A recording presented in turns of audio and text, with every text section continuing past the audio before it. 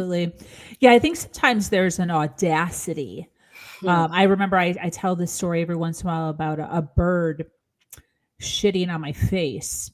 I was, Really? yeah, I was so excited, girl. I was finally in a place financially where I could like give back, right? So I'm going to the Mhm. grocery store. I see this family off to the side. They're like in the green area in the parking lot. The father's holding a sign. There's a wife, two kids. I park. I see the family. I'm like, oh, you know what?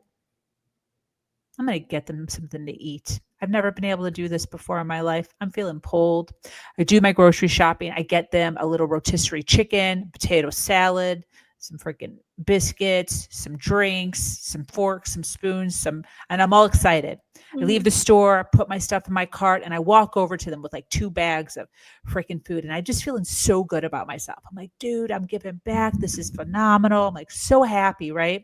I give it to them. They're like, oh my God. They're Spanish speaking. Mhm. And the wife right away starts opening stuff and giving stuff to the kids and putting stuff on the plates. And I'm like so happy. And I'm talking to the husband. The husband spoke broken English. I'm like, hey, what's going on? What happened? He's like, oh, I just lost my job 2 weeks ago. I'm a painter.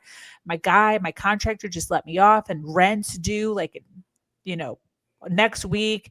And I just need something like fast. If you know of anybody, anything. And I was like, let me get your phone number. I take out my phone and I'm putting his phone number on my phone. Right when I'm doing that, we're in a grassy area, there's a tree, and a Mhm. bird just freaking just all over my chest. He starts speaking Spanish frantically. I barely even know what's going on. She Uh-huh. gets up. She starts going through her diaper bag. She's pulling wipes out. She's like smearing bird shit just like all over my chest.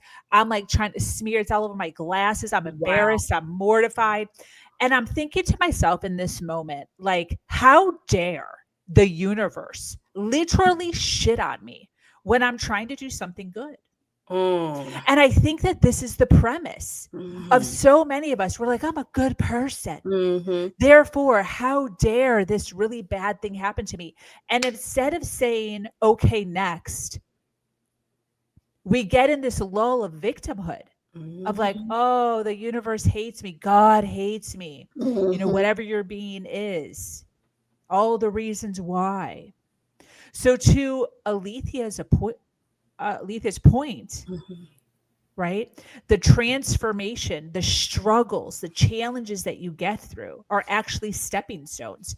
Can you talk about that a little bit? Like, what are these stepping stones that these stories that we have that like throw us into victimhood?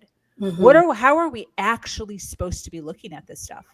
So I take it as a three-step approach. And the first thing that you do in terms of that first stepping stone is really reframing the obstacle, reframing it, not absorbing it. What does that mean?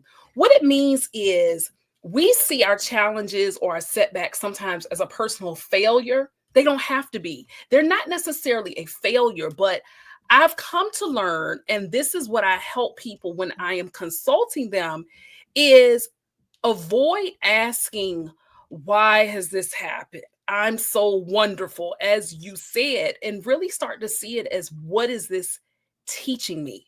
So when we learn to reframe it, there's a lesson behind it that can be used for the greater good. And when we stop becoming victims to our circumstances, sure, people do some shady stuff every day. So even if a person hurts you or offends you, you still have the choice to not let them have your power or not let that circumstance have your power. So you got to reframe the obstacle. Then I tell people, regulate before you react. Sometimes you just got to woosah, just before you pop off on somebody, before you act out a character. You have to really regulate yourself to say, okay, I can either choose to stay stuck in this place and space, or I can take it and figure out, how can I adjust and pivot to get to my next, although this is really hard right now. And so that is one thing, is when we learn to have regulation and self-control as opposed to reacting, then we can be more proactive in our approach with life. And then the last thing is, rise on purpose, not simply by default. What that simply means is be intentional about what you're going to do. Okay, all those times when I was critical, I was in a hospital and I was sick and I didn't know if I was coming or going, I still continue to visualize myself in a healthy state. Even though all odds were against me, I said, this doesn't have to be my reality. I acknowledge what's happening, but rise beyond it. Think about, what am I going to do to make the best of this? I tell people all of the time, Sabrina, I've seen people on social media who don't have limbs, but yet are in bodybuilding competitions, but don't have limbs. And I'm like, okay, this is really important here. So that's what happens to me is, and I think I froze for a little bit. I'm sorry if I did. Anyway, see, even that, I'm not even gonna let that bother me. But the whole point is not using excuses as a way to keep us stuck. That's how we begin to make this change in our life. And again, it all goes back to how we choose to handle it.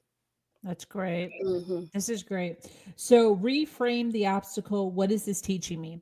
So instead of sitting around being like, oh, a bird pooped on my head while I was trying to give, therefore I'm never going to give again. This is how people react. They're like, Mhm. I'm never going to give again because like I'm never going to date again because I dated a bad guy. I'm never going to get into a car again. Never. And their whole life is on hold, paused Mhm. because they're allowing that. So you're saying reframe the obstacle.